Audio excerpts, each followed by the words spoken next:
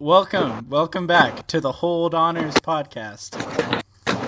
Welcome back to the Swifter podcast with our guest for this week, the biggest Heartstopper fan in history, Art. Hi.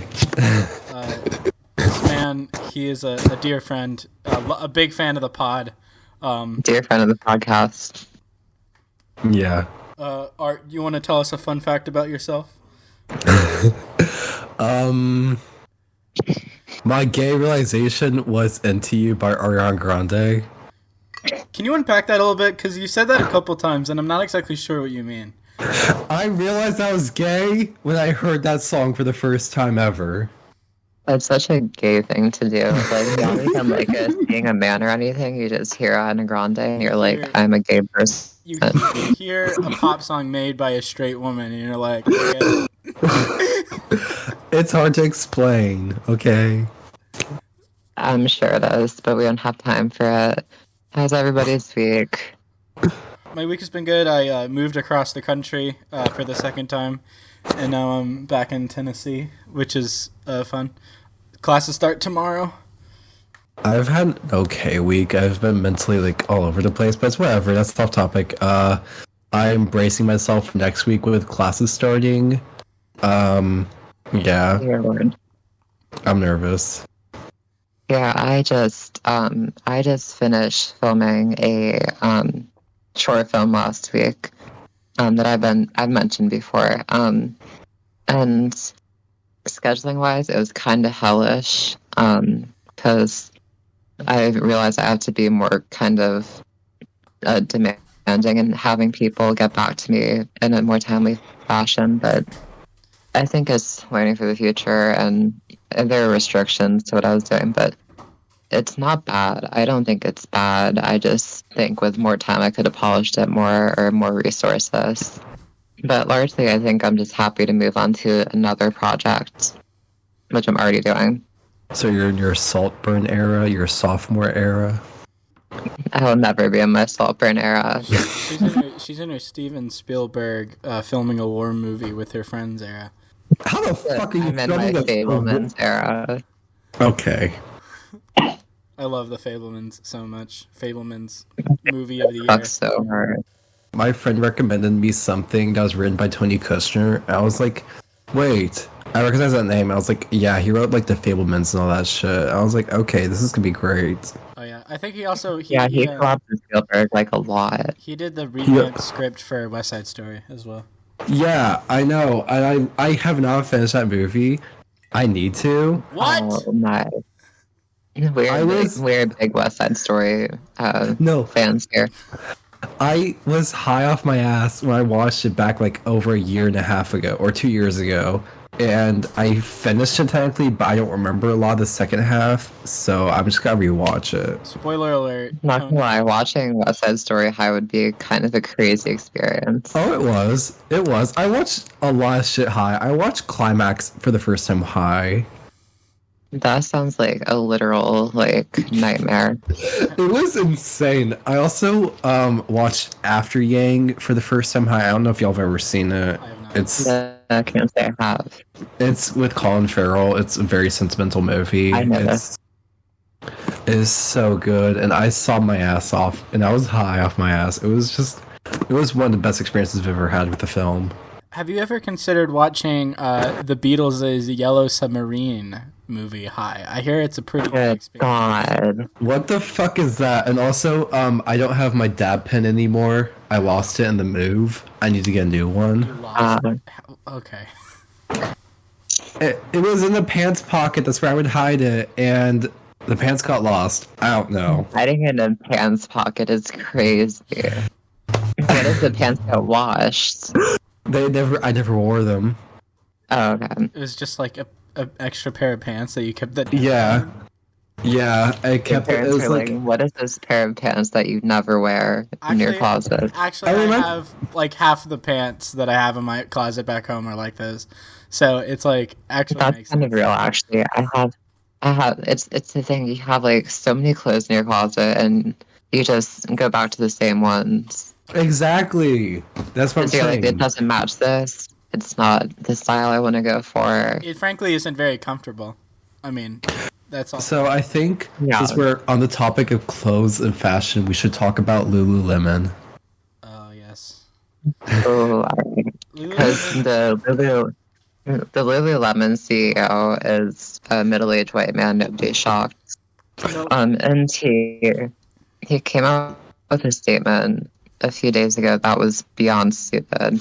I think it was something like, we don't make clothes for everybody, for like every body type or identity. So you guys should just really like not worry about it. Chip Wilson, he slams the company's diversity and inclusion efforts. I think the definition of a brand is that you're not everything to everybody. You've got to be clear that you don't want to certain customers coming. Who the fuck is certain customers? I say that and I know.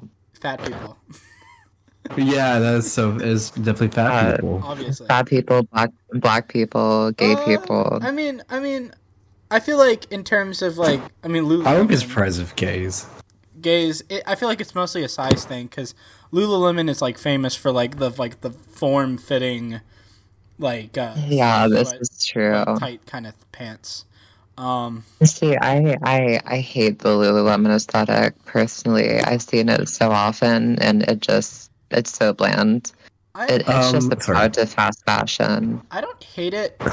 I hate it in the sense that the worst girls will wear it. That's Oh, the yeah. thing. The culture. 100%. It's kind of unfair because I feel like the pants themselves actually, they don't actually look horrible.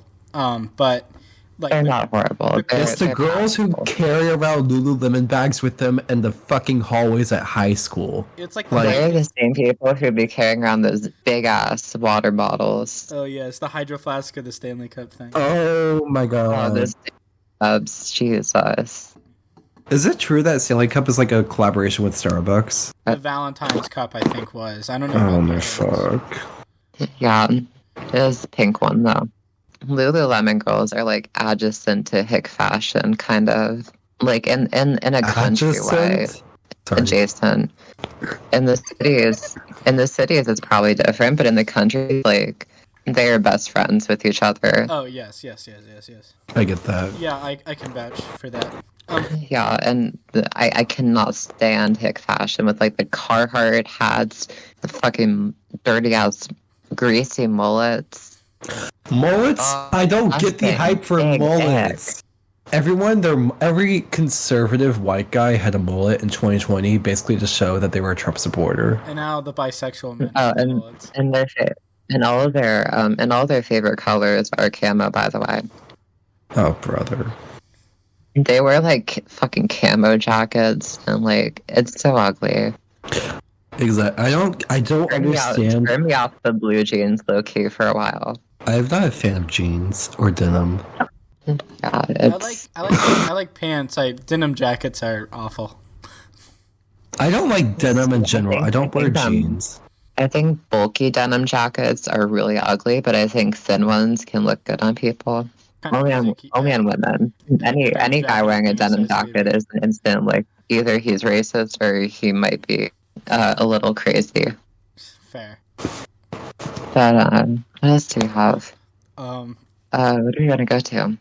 we could talk about the New York Times Gaylor article as Oh, brother. Our Taylor Swift news of the day. Taylor Swift News of the Day is an insane article, an opinion article published by the New York Times, willingly, mind you. This isn't like a Medium article kind of thing where it's like just anybody could upload something. This isn't like an editorial by New York Times, basically like just running down all the Gaylor talking points. Have we actually on this podcast God, it's crazy. like described the Gaylor thing? Do we need to do that?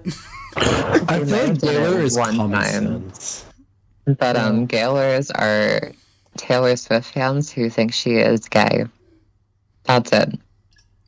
And believes Even though that, she's like the straightest woman on earth. and believes They that believe that she's otherwise, dropped get like out of Easter here. eggs. Yeah, They think that she's dropped Easter eggs, like, and that what type of flower is it? It's like not a sunflower, daisy. A daisy is like a Gaylor emoji. Normal ass. One of the most popular flowers in the world. And then there's Kaylors, people who think she had a thing for Carly Kloss. Oh god, I didn't even realize they had a name. Oh yeah, that's Yeah, Kaylers. Kaylers is crazy. They have a specific name. That's crazy. No, like the sub branch of Gaylers. Name for real people. Imagine being a Kaler, but not Imagine being a Gaylor, but not being a Kaler. Like, you're like, Imagine guys, being Kate yes, William. like I'm like buying into the whole This is Taylor backwards Swift is a woman. We lesbian just don't know conspiracy who. theory, but also being like, no, she definitely wasn't with Carly Kloss. Like, like, come on. Oh yeah. But the actual article itself is like pretty insane. So it starts off talking about like homophobia. New York Times, professional journalism, by the way. I will say the writing quality is like professional. I would say like I'm wouldn't sure say, if it wasn't, they wouldn't be at the New York Times. I wouldn't say it's bad. It's more of like it's more of the content. So like the article starts off talking about like homophobia in like the 2000s and like throughout country music, and it has this passage where it's like. It keeps going, Mrs. Wright says, until someone who has something to stand loses up and just says, I'm gay, something big. She continues, we need our heroes. What if somebody actually tried, at least once, to change the culture by becoming such a hero? What if our culture had yet to come to terms with homophobia it wasn't ready for? What if that hero's name was Taylor Allison Swift? Oh my fucking god. That's kind of a crazy paragraph. I never even read it in full, but are you serious right now? Yeah, that's in like He was literally telling me like I'm like finding sections to like discuss, and I'm like, oh my god, like can we like is it that many sections that we need to discuss? There's there's quite a bit of gold. The next section I clipped out was so like she's like talking about like all the lover stuff with you need to calm down. The most white feminist thing she's ever done, possibly. Oh yeah. When looking back on the artifacts of the months before that album's release, any close reader of Miss Swift's has a choice. We can consider the album's aesthetics and activism as performative allyship, as they were largely considered to be at the time. Or we can ask a question, knowing full well that we may never learn the answer. What if the Lover era was merely Mrs. Swift's attempt to douse her work and herself in rainbows, as so many baby queers feel compelled to do as they come out to the world? Oh my fuck. The right answer is in the paragraph. She lays out what actually happened in the paragraph. This is just like a desperate attempt to not see revisionism as just revisionism. It's insane. It's like, okay, we could interpret it in this way that's extremely reasonable and adjacent to reality, or we could be like, who knows? Maybe she's a lesbian.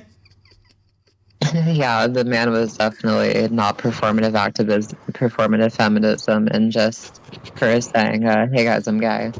This next one is really crazy. So this is a quote from Taylor.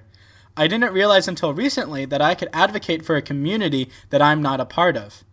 That statement suggests that Miss Swift did not, in early June, consider herself a part of the LGBTQ community. It does not illuminate whether that is because she was straight, cis ally, or because she was stuck in the shadowy, solitary recesses of the closet. This is actually insane. This is like... It's actually... This is like a trip. You see, I might have had issues with like smoking too much. But I want to smoke what this person's on. Because they are smoking some fucking crazy ass shit. Like, I genuinely don't understand how fucking deranged you have to be to put 1 and 5,000 together and say that equals 2. Like, this is so uncorrelated, and they are just grasping at not even straws. There's nothing to grasp at. I genuinely, I'm just flabbergasted at this whole shit. The level of projection is so crazy. This got past like an entire staff of people who are like, yeah, this is gonna publish. Okay, I guess an editorial, but like nobody looked at this over before publishing it. No, everyone looked over this and was like, okay, it's good for publishing. That's what's insane, because it goes through so many people to get published. Well, because it's just clickbait. I mean, the New York Times wants money because they don't have any money. True. This is true. Okay, so this is the craziest in my opinion. But in every incarnation, the public has largely seen those songs, especially for those which she doesn't directly state her inspiration, as cantos about her most recent heterosexual love, whether that idea is substantiated by evidence or not. I mean, there's pretty substantial evidence she was with all of these men. The projection is crazy. She's not subtle about it either. That's crazy. Wait, who's not subtle? Taylor or the author? Oh, Taylor, of course. Oh yeah, no, literally, she writes all these songs that are very much about men. I mean, the only songs that are about women are like from not her perspective, like, you know, like her storytelling songs, like on folklore, you know. Oh, Betty and stuff. Yeah, Betty, for example. Like, I swear to God, I know damn well there's gonna be a gayer out there that are gonna be like, yeah, Betty's about her being lesbian. And it's like, no, you're just dumb. Especially since it's like the third part in a 3-part trilogy about a love triangle. Like, we know who the character is in the story. It's crazy. I forgot the love triangle. Not gonna lie. Yeah. So one of the bigger things about the article is there's like an insane tweet because someone actually came out from like the Taylor associate camp and like came out on CNN and dropped this bomb that was like, oh, because of her massive success in this moment, there's a Taylor-shaped hole in people's ethics. This article wouldn't have been allowed to be written by like Shawn Mendes. Or whoever. Yeah, this is true. Wait, did they say that? True. Yeah, that's a direct quote. Oh my God, I didn't know that was actually a quote. I saw that they were talking about Shawn Mendes. I didn't know that Taylor's camp said that though. Yeah. People speculate about his sexuality a lot. Oh yeah, I know.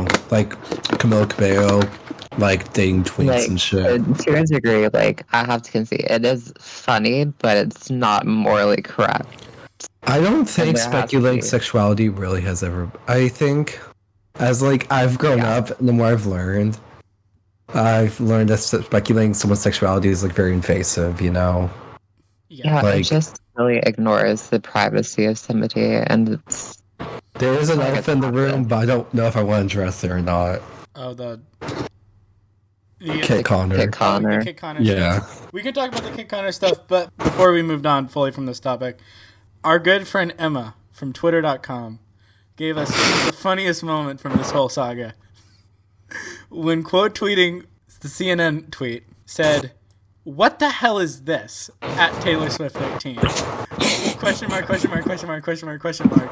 Your coward ass is always hiding behind press releases. You're a, all caps, spineless loser. You're still gay, and that's final. There is just way too many instances of you blatantly telling us you're a disgusting person for this, by the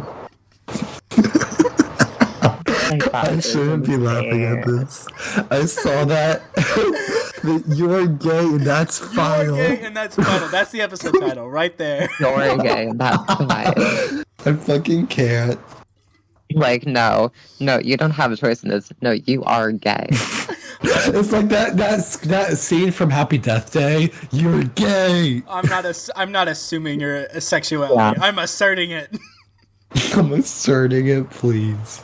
You're gay.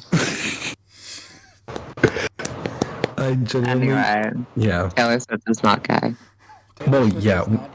And if you're a gayer, please get off our podcast. Get off this podcast. But get off the internet. Just welcome here. Literally, go get a medication, like a prescription for like a mood stabilizer, and like you clear. Have y'all seen that meme where it's like, "Sorry, y'all, I'm no longer BTS stan. I got to increase my mood stabilizer." Oh my god, yeah. If you're a gayer listening to this podcast, please dislike this video, comment under it with Share with all your friends comment it, about how mad you are. Share it with all your friends, and also get them to dislike and comment mean stuff on the comments. It would Definitely really doesn't help us in the algorithm. it would really teach us. Yeah, we would learn so much. We're open to criticism. So that's all I got. The Golden Globe. The Golden Globes, Joe Coy, as I pronounce his name. Yeah, Joe Coy, I think. I never knew this man's existence before this. But holy God, was it bad. My God. I learned who he was as his career came to a fiery end. I think everyone did. Never getting employed in a major Hollywood position again. He'll never get a job in this town again. He's blackballed. We all witnessed a downfall. Jokes about Barbie, Taylor Swift, feminism, he didn't make jokes about feminism, but obviously Barbie. Making jokes about Barbie just kind of leads to that anyway. I get he's kind of a fall guy in a sense. It's not entirely his fault, but you gotta take some sort of responsibility, dude.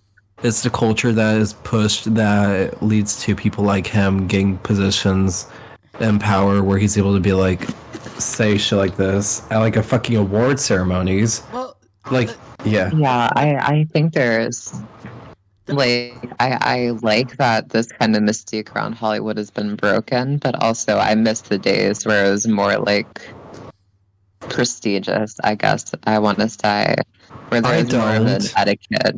There's more of an etiquette, you couldn't just be look at these fucking movies that you people made. They're so stupid. Why are you all here? You're the fucking host, dude. I think the problem is that it's not that the jokes were making making the guests, the Hollywood guests of there the butt of the joke. Because that's kind of been the Golden Globes' vibe for kind of a while. I hate to give inordinate amount of attention to people who frankly don't deserve it because of their behavior. But if you go back and watch the the run of Ricky Gervais Golden Globe, Ricky Gervais, they're hysterical. They're really good. Yeah, he makes some good jobs, but I don't like his demeanor, I think, is my thing. Sure. I like him. But it is less problematic because the jokes are actually funny, right? Yeah, they are actually funny, and they're not offensive. They're just a little biting. Oh, how times have changed. Oh, how times of Ricky Gervais have changed. Rest in peace, Ricky Gervais. Ricky Gervais. Even Ricky Gervais's fans hate him now. It's so insane. It's because he's not funny. He's not funny anymore. It's just... He lost the funny. He lost the funny. Search for... The funny's gone. Apparently Joe Coy randomly lost the funny, or he never had to begin with. I think this man was created in a lab for the other night. I feel like I have to shit on Joe Coy for bringing up so much discourse on Twitter that has become insufferable and has only made my doom scrolling worse. Yeah, my feed is fucked. It's scrolling on my timeline so long. Well, I do every day. The big tweet that's I can't believe Joe Coy said that Barbie was about a blonde woman with plastic boobs when it has literally the most revolutionary monologue in feminism ever. That monologue I thought was great, but and everyone's just all of a sudden hating on it, and I don't understand why, because I did like it. But now there are also a small crowd of people overhyping it, a very small crowd, because they're a minority right now, because the majority is now all of a sudden saying, oh yeah, the monologue in Barbie, that shit fucking sucked. And then I saw a quote tweet saying if you want to see a true monologue about feminism, watch the monologue in Gone Girl. I'm yeah, that's a great monologue. Okay. Gone Girl is not exactly a feminist movie. Well, yeah. It is a great movie, but it was not brought up for some reason. I don't know why it was brought up. Gone Girl's not exactly not a feminist work, but... It's not feminist, but it's also not feminist. to say that it's like to say that the monologue from Gone Girl runs down feminist talking points in the same way that Barbie does is kind of like a mischaracterization. Yeah. Although Gone Girl is like women can be bad too, and it's a lot of times men's faults. yeah, sure. Obviously, I'd say that for a number of reasons, the monologue in Gone Girl, it's probably a little better than in Barbie. A little. I mean, that movie's great. I'm not gonna. But like That's like. superior Sorry. feminist kind of thing. You're like It Mark. seems like a stretch. You're like Barbie here. I think you have to look at Barbie as like a big first feminism kind of movie. It's not saying anything revolutionary, but it's also not trying to. Yeah, I think. Like at the end of the day, it's just a funny little movie. I think it watered down feminism for like the average person, if that makes sense. Like I don't think mainstream feminism. Does that make sense? Like it's like a crash course in feminism. Yeah, like if you don't agree with this, you're like actually just a shitty person because this is like just the basics of feminism, and but like we can go so much more deeper than that. If you don't like Barbie, I mean, not like that. But if you don't agree with like the themes that the movie is trying to promote, at least. I mean, like the movie is literally written for like 7 to 11-year-olds. See, I think the movie has a very broad age range, which is kind of represented by the PG-13 rating. But... Yeah, but like that moment, it should have been R. Like the theme that we're shooting for, like the kids who, honestly, it's definitely young women and young girls, definitely that they're trying to reach with that. Yeah, exactly. How we got on a Barbie tangent? Because this is the Tangent Podcast. I've been trying to tell you. This is the Tangent Podcast. Anyway, Joe Coy, you're a fucking hack. If Joe Coy has no haters, I'm dead. If Joe Coy has no haters, I have been killed in the Joe Coy war. Okay, so some other things did happen at the Golden Globes. Oh yes, there was awards given out. Gotta say, Paul Giamatti is a real one for going to some fuck-ass random fast food place after the Golden Globe. Yeah, not just call In-N-Out Burger some damn fuck-ass fast food place. Every fast food place is some fuck-ass fast food place to me. In-N-Out is goated. I don't give a shit. I've never been there, so I can't really say. Whataburger fucking sucks. There's one right by my house. I got it twice since I've been home. And because there's not one where I live at my college, and I got it, I was like, this is like absolute shit. You're gonna get it. You absolutely want to get it. I do get it. I love burgers. That was just... It's not burger thing. It's Whataburger was born in the heart of nowhere, Texas. And unless you live in nowhere, Texas, you don't get it.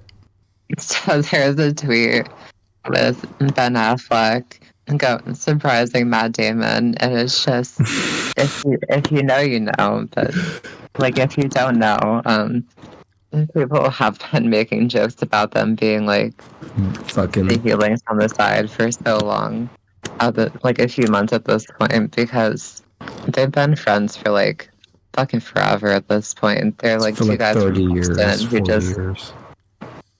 Yeah, they're just two bros from Boston who just grew up together and managed to stay in the same industry. They're as much as soulmates that two straight guys can be soulmates. Like, it's like 75-25 that they're either 75 like the best friends ever, or 25% they've at least explored each other's bodies once. Not to speculate on people's sexualities. Not to speculate. It's just a little funny. And shout out them though. That's really cool having a friendship that long. I don't think we're gonna linger too long on the winners and nominees, because I want to do like my own nominees once Oscar season comes around, and my own winners. But we will talk about Oscar bait. Oscar bait. Yeah. Or as I like to call sometimes, pretentious prestige biopics. Like Maestro. Biopics. biopic. Oh my god! Imagine if we got Harry in here and everyone was just going at it about whether Maestro was actually Oscar bait or like prestigious art. I haven't seen it, so I can't share an opinion. But It could be both. it is a bit strange how Bradley Cooper has become like the Twitter's villain of the month. But like, he did nothing wrong. He just was really passionate about a project that's perceived as Oscar bait. I feel like it's the nose, the prosthetic nose. Yeah, I guess like there's a criticism to be made that like like the prosthetic isn't really needed. It was Like he didn't need the prosthetic to be more in character. It was kind of BS, but it's kind of just anything he says that's remotely like a little crazy is just going to be taken out of context and blown to an extreme degree at this point. It's the nose thing. I mean, the thing is that they had to have the nose to make like the other prosthetics look like normal. But they didn't just say that. They were like, I needed the nose to really like, To be in character. To be in character, and like the Bernstein people were like, everybody called him Maestro on set. And it was like the whole like I studied for 6 years learning how to conduct 6 minutes of music. That's what people fixate on, but you have to remember this movie was like in production for like 6 years. Yeah, it's true. It just feels like honestly, it was like Scorsese was on at one point, Spielberg was on at one point. If they made these movies, y'all would not be calling this shit Oscar bait. But it could be the same movie, also by Bradley Cooper, like also starring Bradley Cooper. Like the whole movie could be the same. Bradley Cooper didn't do those interviews being like as annoying as possible about it. Nobody would be calling it Oscar bait. Like it really is about how he has been portraying himself. See, he has to do those interviews because he has to build hype for it for Oscar season. So it's kind of like this. He's trapped in like this loop. It's true. And frankly, if the movie, I haven't seen the movie, so I'm just going off of people's like. Yeah, I haven't seen. I can't be bothered. Me too. I need to see the movie. I'll watch it eventually. I just haven't gotten around to it, but people are saying the movie's mid. But frankly, if the movie was a lot better, then we would be having a different conversation, or we'd be having the same conversation. If it was like Oppenheimer, they would not be calling it Oscar bait. A lot of the subjectivity of Oscar bait comes down to whether how much people liked a movie. Yeah. Is it possible to say that Maestro is the Blonde of 2023, or no?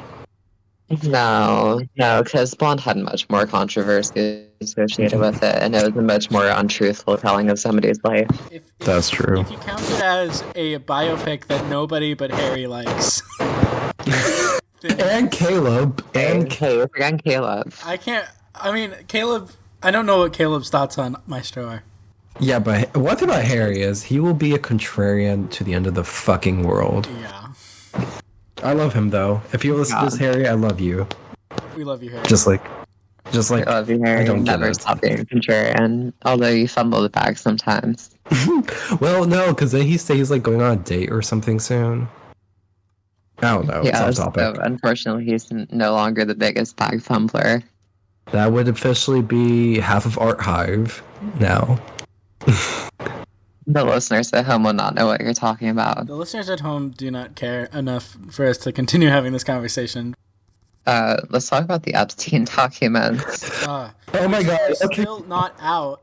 Ugh. Well, some of them are. Okay, there's like thousands of pages that have been released. It's just there's so little information that's relevant from them. There's a lot of misinformation going around about the documents. Like there are names that are mentioned. I've seen tweets saying that Trump is on it. I've seen tweets saying Trump is not on it. I'm like, girl, is he on it or not? I think he was mentioned, but the witness said that she had not seen him on the island. Fuck. But like it's just one person's. Well, okay, yeah. I was about to say Trump's just one person. I was about to say, well. She mentioned they asked her about Alan Dershowitz too. Horrible human being, by the way. But like, it's just, and she said no. But his name comes up in like when you search in the document, obviously. So that's what leading, obviously, some people to believe it, or at least mislead others. By the way, these people absolutely could have been on Epstein's Island. But like, there's no Bill Gates. There's no big bombshells. Was Oprah Like on the Prince list? Andrew is mentioned like 70 times. Is the Steve Oh, yeah, Hawking that's- stuff legit? The Stephen Hawking stuff. I'm pretty sure that was not legit. The one message is legit. There's a fake one going around. But he was alluded to, but there's no concrete evidence. It just Unfortunately, it just occurs to me It's that just- I don't know what he would be doing there. Yeah. So apparently Epstein, according to the documents, like to have people like higher-minded people or whatever you want to call them, like higher thinkers, I don't know, on the island for different reasons. I mean, that makes I'll sense. die. How to get away with it. Although the flight logs were released, and there wasn't much information because I think Donald Trump was in a few flight logs, but like most of them are initialed, and most people can glean what the initials stand for. Obviously, GM, Ghislaine Maxwell, J. Jeffrey Epstein, but beyond that, it's nothing really relevant. So until more is unsealed, we can't really put a cork in it. Okay, I'm sorry. This is so off topic, but I got a notification on Twitter saying Selena Gomez has announced that she is taking a break from social media. Like, girl, New okay. announcement? Yes. She started one like 2 months ago. She needs to I'm leave. I'm off social for a while. I'm focusing on what really matters. No Girl. one cares. Girl, what the fuck really matters? Like, The fucking quote tweet ratio. Selena Gomez needs to stop. She tried to take a picture of Timothy Chalamet, but Kylie Jenner didn't let her. oh, we gotta talk about Saltburn. Just so everybody is aware, Art loves Saltburn. I don't like Saltburn, and I don't think Luke has seen it. I am in between the two. I mean, I think the more I think about it, the less I like. I'm not like Mathis by any means, but I think that I think I need to give it more of like an 8 out of 10 because I really enjoy it. But I will say, Oliver Quick, Barry Keoghan's character, is very thinly written compared to everyone else. I think the third act is not like the reveal. I can't. It's such like a everybody saw it coming. You're not like shocking anybody.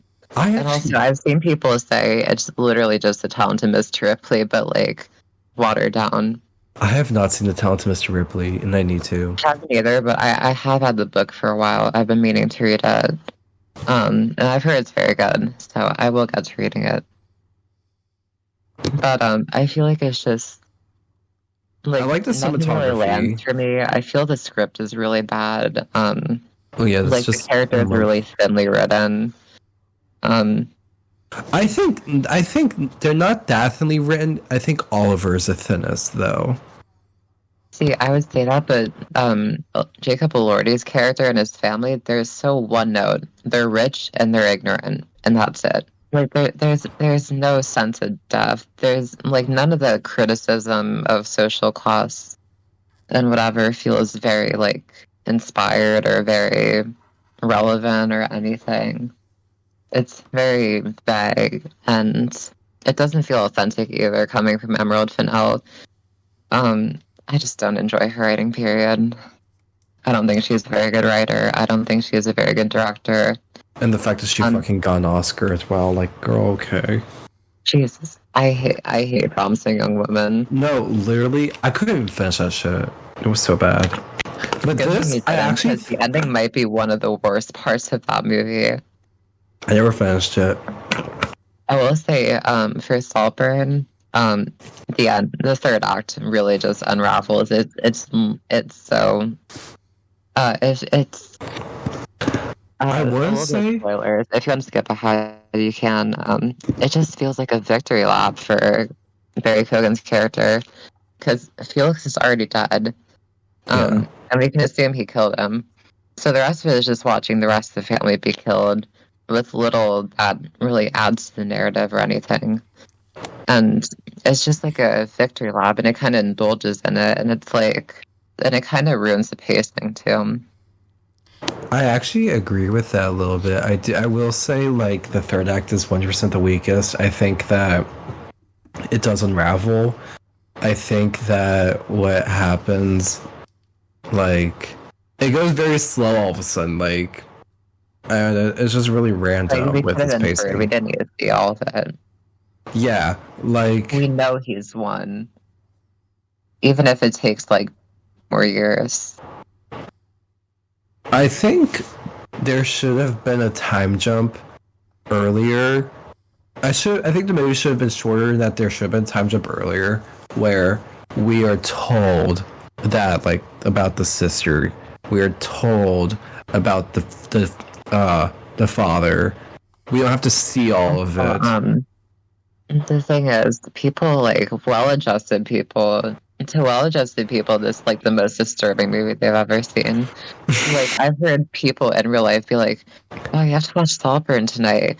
Oh, did you see that grave scene?" And it's like, nothing about this movie shocked me or disturbed me in any sense of the word. Fucking watch Climax. Watch Requiem for a Dream. Watch any Gaspar Noé film, and you will be scarred for life.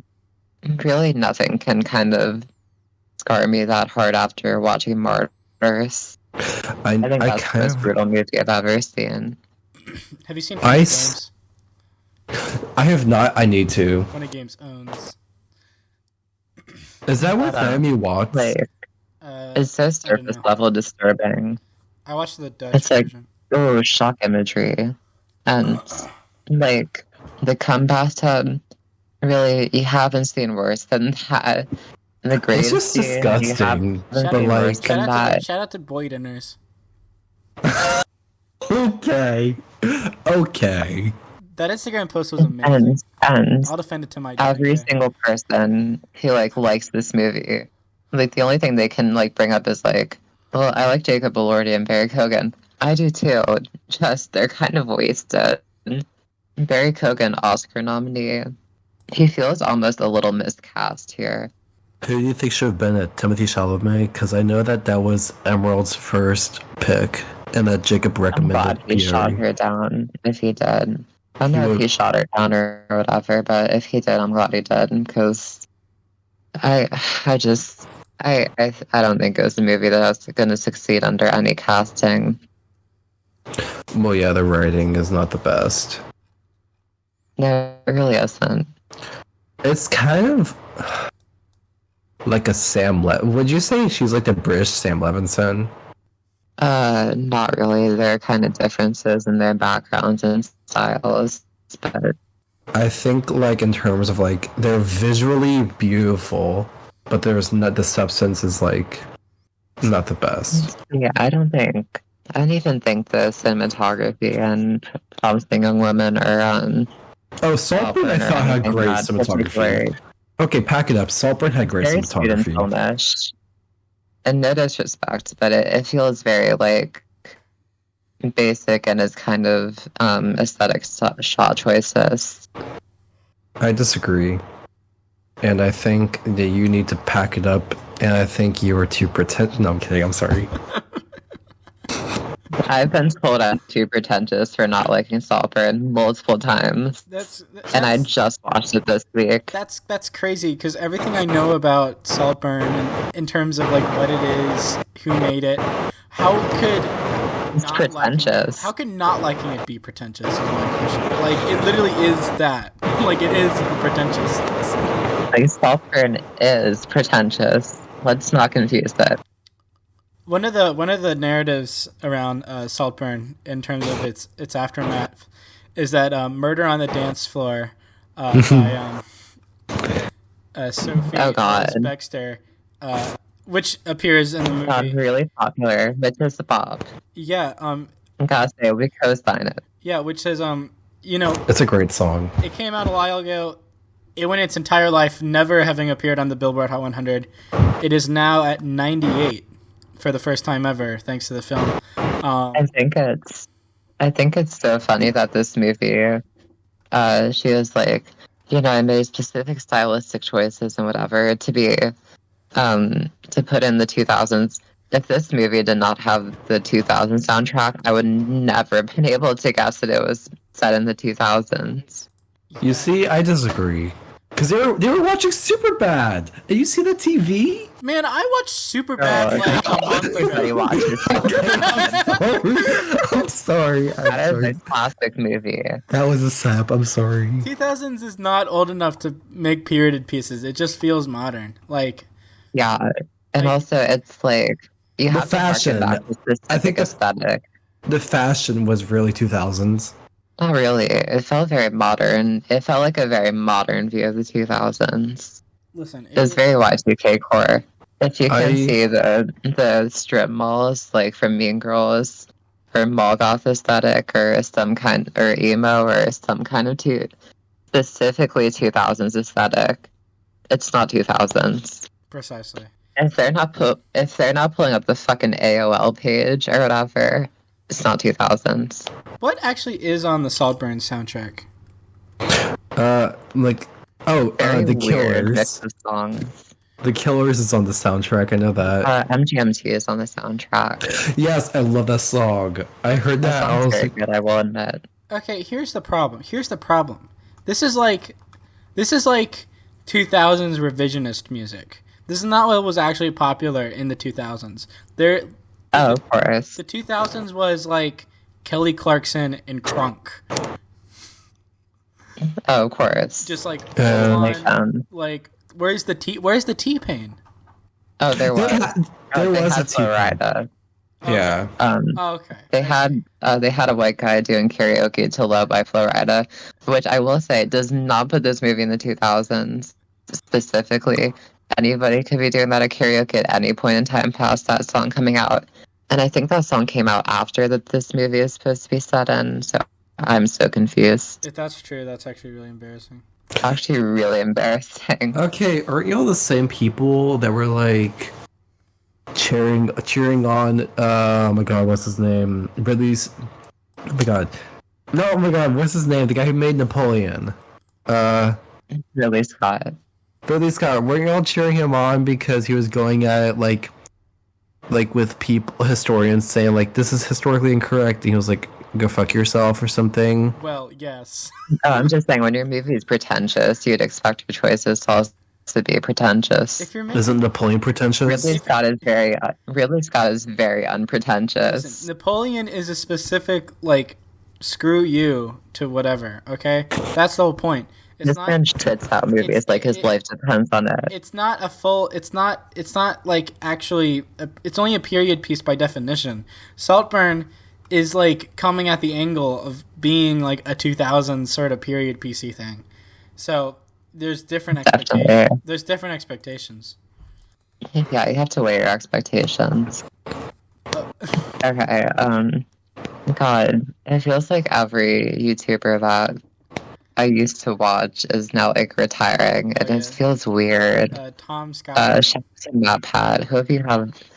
Shout out Matthew Patrick. Hope you have fun doing whatever you love next. I'm actually very excited. I'm actually more excited for this upcoming era of Matt Pat making things than I have been for like probably the past like 5 years of game theory videos. Shout out to all the batshit insane theories he's come out with over the years. Gotta respect the hustle. Yeah. I respect it. Look, I'll be serious. FNAF would not be what it is without him and Markiplier. Oh, for sure. I mean, I honestly, agree on that. maybe the game theory legacy has actually been strikingly negative because of its influence on the FNAF franchise. Oh my god, Hello Neighbor and like Garden of Banban, all those fucking FNAF ripoffs. Every indie game, there's like in every indie game in the 2010s had like some weird like dark lore attached to it. God, and they're all so bad. Yeah.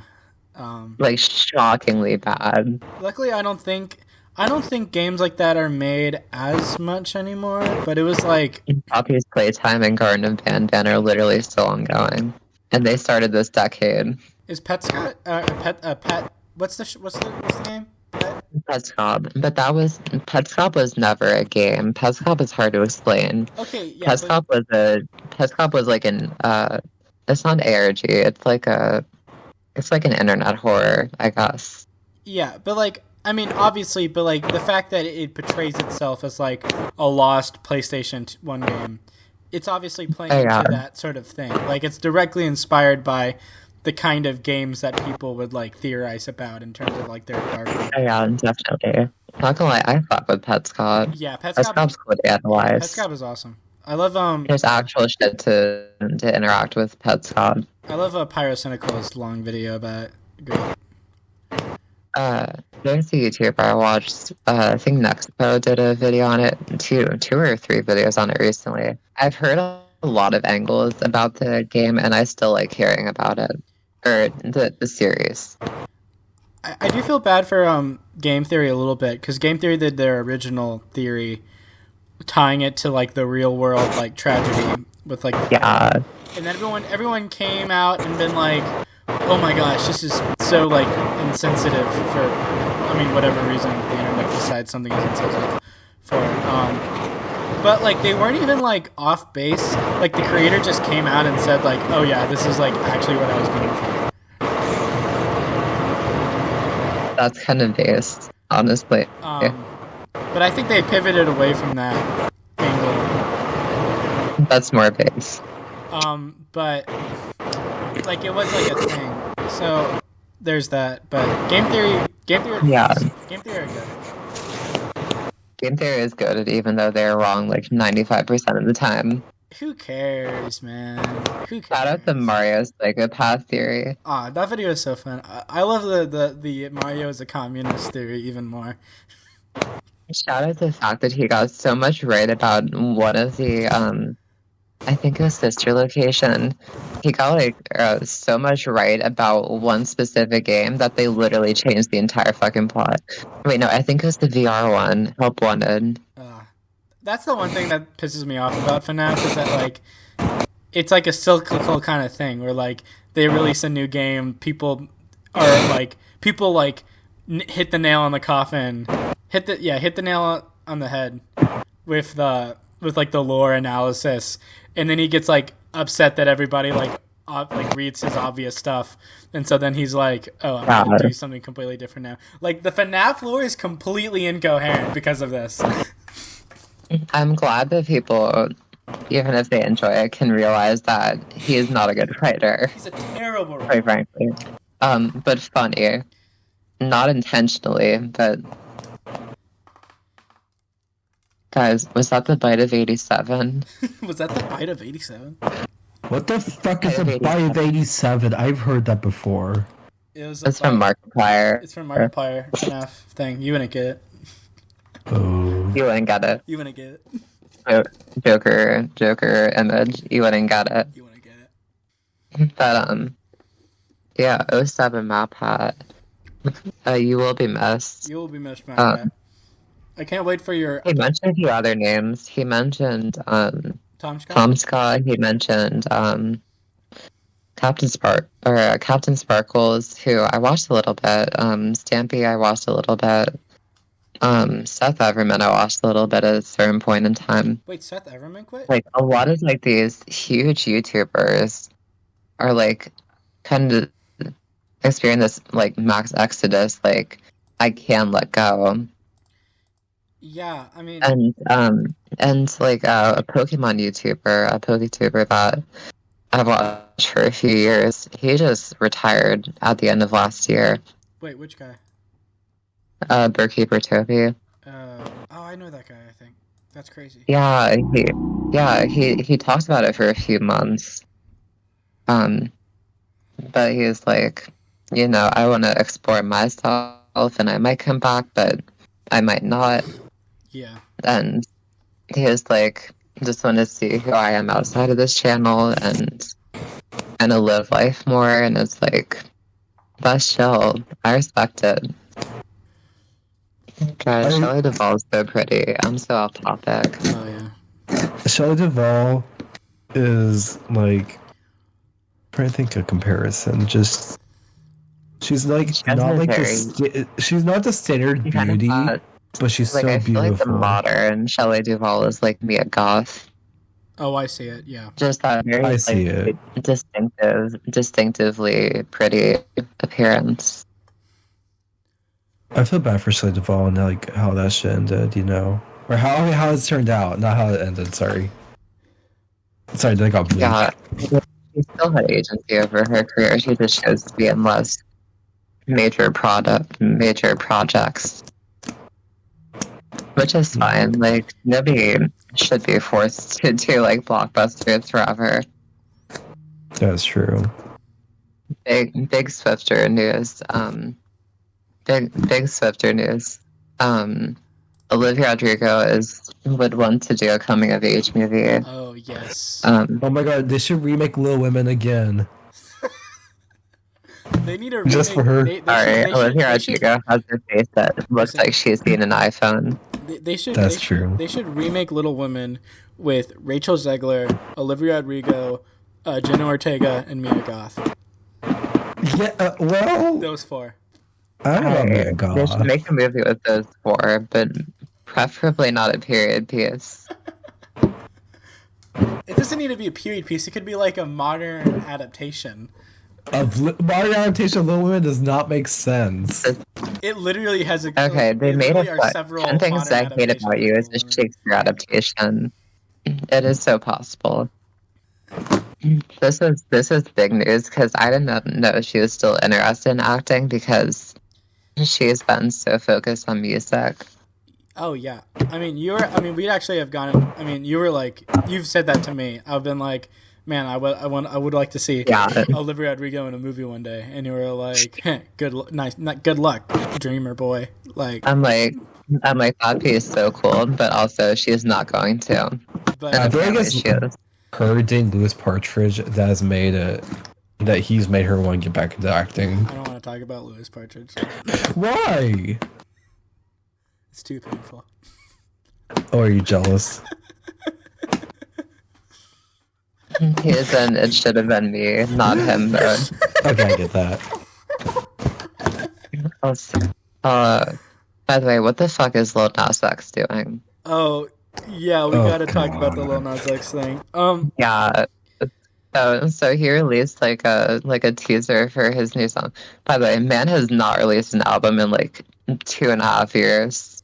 Yeah. So I was like, he better be coming back with heat. And drops a teaser for his new song of him on the fucking cross. Yeah, it's Come like on, it's like a block transformer kind of cross thingy. Oh no, that was a separate thing. Okay. Oh yeah, you're right. And then he's like, guys, I've literally been working on a gospel album. He's like, guys, not everything is I'm literally not trying to be like trolly or disrespectful. Like, I'm literally enrolled to Liberty University to study like Bible or whatever. Like, shut the fuck up. He's so annoying. I mean, listen, I'm of the opinion that if you're gonna be offensive, you should be offensive. You shouldn't do something that is conceivably insensitive and then try to like gaslight us all into thinking that it's not like some sort of transgressive kind of thing, right? Like I'm okay with Christian imagery being used in ways that, you know, might rile up some feathers, right? Like I am just like very okay with that. But if you want to come from the angle that you're like trying to be like at all respectful about the whole thing, then what are you doing? Right? Like, to me, just like be respectful of people's religion, even if you may have bad experiences with that religion.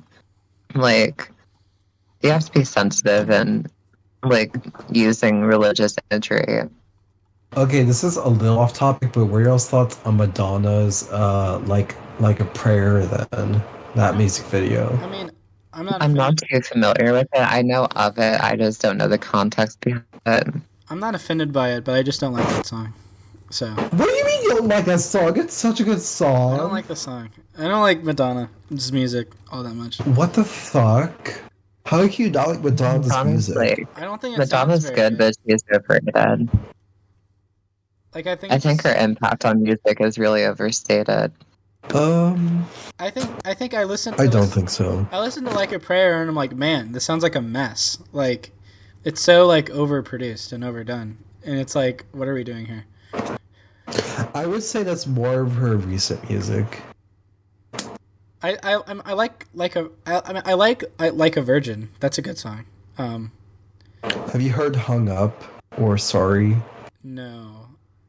Confessions I on heard a a Dance Floor. snippet of Hung Up, which literally, if that song came out in 2023, people would be calling it Nostalgia Bait because it interpolates an ABBA song. I don't think so because I don't think know. so. There's many factors as to why I think it is one of the, like, in all honesty, one of the best pop songs ever. That's Like, a hot take. I don't give a shit. It's a great song. I think it interpolates it well. Or is it? Wait, is it sample or interpolate? What would you say? I think it's an interpolation. I think it interpolates the way the chorus is sang, but I think it also samples the instrumental. Oh yeah, the sample's instrumental. So it's kind of both. And it's surprising that, I mean, ABBA never clears any samples. They have never. And they cleared it from Madonna because she's fucking Madonna. And she created one of the best songs ever. And, like, Confessions on a Dance Floor, I cannot recommend that album enough. I would say that's one of her best albums, if not her best. Like, she did disco really well in 2000s. It was insane. I've never really gotten much hype out of Madonna, honestly. You know that new Ariana Grande song interpolates Vogue? No, because I haven't, because it's not out yet. So. Because No, but it's we're confirmed. not criminals, Art. We're not What do criminals. you mean? Who I haven't heard it. You're not heard pirating leaks. No, illegally. No, it was like confirmed like a radio station or something. By the way, this episode will probably be out by the time it's out, so y'all will know. Wait, when does it drop?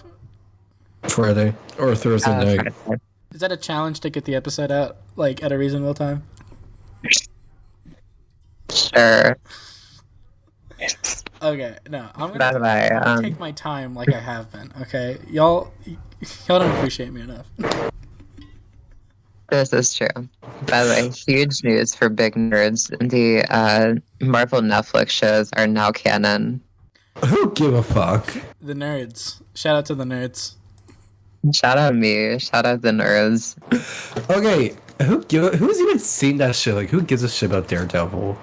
Daredevil is so fucking peak. You don't understand. I'm kidding. I'm kidding. I'm kidding. No, but okay, who gives a shit about Agents of Shield or Jessica Jones?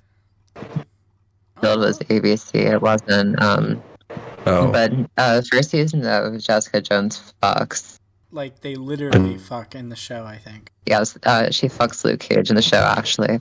So both literally and figuratively. So, as for upcoming things, personally, I'm gonna get back to writing some like a novel or two that I've been working on for quite a while and put on the back burner. And I want to do a reality TV like a satirical reality TV project. So I'll see how that develops. But I'm excited. Alright, you got anything coming up down the pipe? you know, the usual spirals. Getting ready for school again. The spiral is so real. It's literally the realest thing I've ever said, Art. If you got anything personal you want to share, or like any stories yourself. I'm good. Oh wait! I got something. I want to say. I'm binge reading some more fan fictions, some more Heartstopper fan fictions. Oh god, how did you get into Heartstopper fanfiction? What do you mean? It's so good. It is genuinely so good. That- Like I've read some amazing shit, That did and not- that I did not even begin to answer the question. Okay. Sorry. How I get into it? I'm thinking. Yeah, because you're like into hardstopper, but there's a distinct line between being in fandom and being in fan fiction fandom. I think it was just like kind of pushed down my throat so much by like certain friends that I don't remember what fanfiction I read for the first time. But I remember. I think it had to be like this one that actually made me like really cry my ass off. Like I've sent pictures in the group chat of me just like sobbing, and I'm pretty sure that was just send pictures. No, because Art will send pictures to the group chat of like Kevin Smith does. He like tweets out pictures of himself crying. That's what Art sends to the group chat. Yes, because this shit's devastating, but also there's just so much. There's like fluff, there's angst, there's major character death. There's so much shit that is just so different. Kind of off topic a little bit. Mickey 17 has been delayed indefinitely, and I'm losing my fucking mind. I'm actually so pissed off. I saw that. That pissed me off so badly. Because fucking Godzilla's replacing it. A bad day for Mickey 17ers. Yeah. Bad day for Bong Joon Hoers. Like, what do you mean? One of the most respected best pictures ever, Parasite, the follow-up to it is just getting put on and delayed definitely. Like, girl, okay. Yeah, I mean, it might be because the strike kind of like halted the production, but no, the production was finished. I think it only has reshoots. I think that's it. It's because the strike delayed everything. They weren't releasing anything like during the strike, basically. And so like they wanted certain things to be out before Mickey 17. I think that's the way I think. Dumb. I think that's Studios making really dumb decisions. Warner Brothers Discovery specifically. Well, Warner Brothers is burning down as we speak. Yo, fuck David Zaslav. Fuck David Zaslav and fuck David Zaslav. David Zaslav is making me defend the integrity of a major corporation. I don't deserve this, frankly. Like Warner Brothers doesn't deserve to have their name tarnished like this. I say knowing full well that I don't agree with every decision they've ever made. It's so true. Like literally, what are they doing? I don't understand. Okay, we desperately need to wrap up the podcast. Yeah. Okay. Well. Thank you for being here, Art, and we're gonna plug socials. You can find me at Banana Cream Pie on Twitter. Or no, you can't. Wait, is that your name? I'm so fucking dumb. You can find me at Fiona Appletree with 1A on Twitter, or if you're pretentious, X. You can find me at Lucas_copy_1 on X.com as well. You can follow me at Artstoppers on Twitter with 2 S's at the end. So yeah, follow me, bitch. Yeah. Okay, that's gonna be a wrap. Thank you for listening, and most importantly, as always, free Palestine.